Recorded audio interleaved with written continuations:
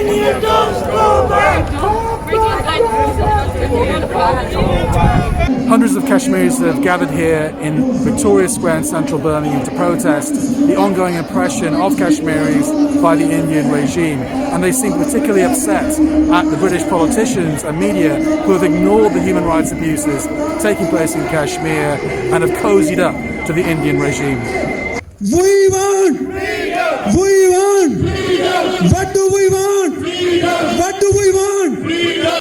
How shameful is it that with thousands of Kashmiris in the UK, our government remains silent and has not taken actions for the freedom of the Kashmiri people who are living in a brutal Indian lockdown.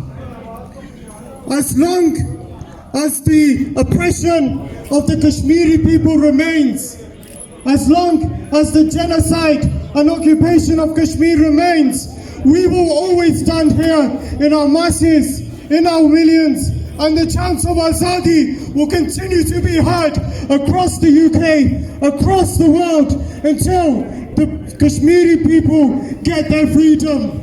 Modi talks about terrorism.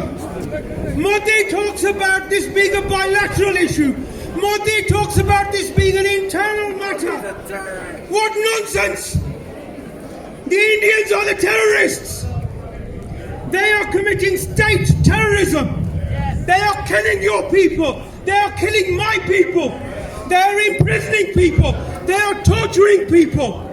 They are enacting and using draconian laws. Laws such as the Armed Forces Special Powers Act. Laws such as the Unlawful Activities Prevention Act, which have been condemned by Human Rights Watch, by Amnesty International and many others. This is an illegal occupation of your land, just as it is in Khalistan. So we are going to fight for the right of self-determination, both in your land and in my land. So we are fighting for Azadi. The question of Kashmir is essentially a democratic question, as it was in Iraq. It's a democratic question. Should the people of Iraq, should the people of Kashmir decide their own future? And the international body of world politics, UN, decided that in 1947. There have been 17 discussions at the Security Council, and they have reaffirmed that decision.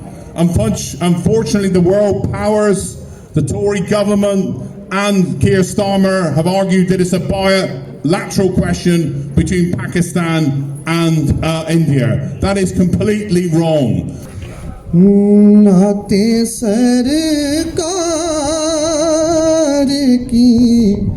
کرتا ہوں میں بس اسی بات سے گھر میں میری رحمت ہوگی ایک تیرا نام وسیلہ ہے میرا رنج و غم میں بھی اسی نام سے راحت ہوگی.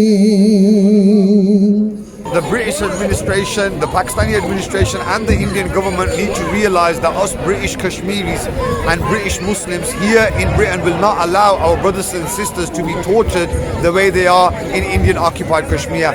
We will stand in solidarity, and not only that, now we will up our game. It's high time that the British people and the British Kashmiris really did something to make positive change in the freedom of Kashmir. Otherwise we are just becoming a legacy. We are being left behind. Today you've seen two major protests, one in Jewelry Quarter outside the Indian consulate, one outside here on midweek at 11 o'clock.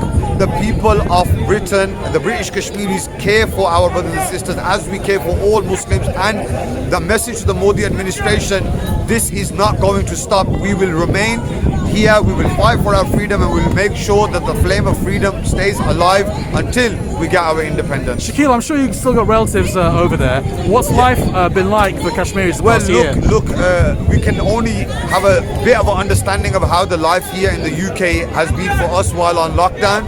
Those people are being locked down by the barrel of a gun. Those people are being locked down by a barrel of a gun. Their mothers are being raped in front of their sons. Sisters are being raped in front of their brothers. Wives are being raped in front of their husbands. There's no more horrific state of affairs in Kashmir than currently. And it's a damn shame that the British administration, who was instrumental in starting the bloodshed in Kashmir, sits back, relaxed, does not implement the United Nations resolutions. Why? Why is it that the Kashmiri people are being left behind? All of you should question, and I implore the Western community, the British community, the native of Britain to stand up and speak for the people of Kashmir. What's the solution? What, apart from just speaking up, what can be done, like going ahead?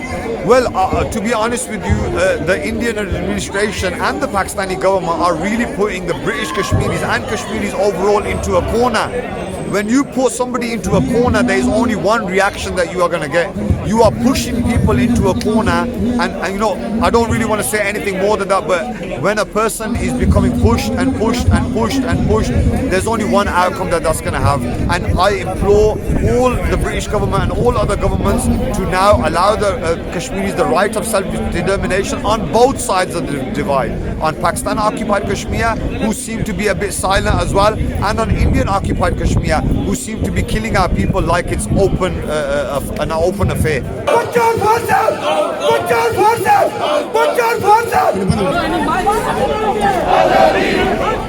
Azadi!